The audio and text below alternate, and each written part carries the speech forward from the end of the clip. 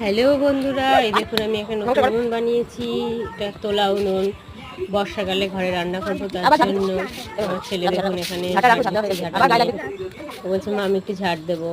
তো এই দেখুন আমাদের গাছে আম হয়েছে কত। এই বছর সব গাছেই আম হয়েছে।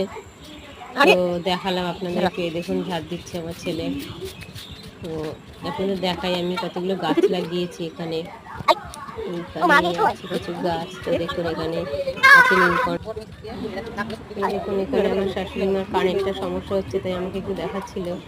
আপনাদের এখানে দেখাবো, মাকে দেখাবো আজকে।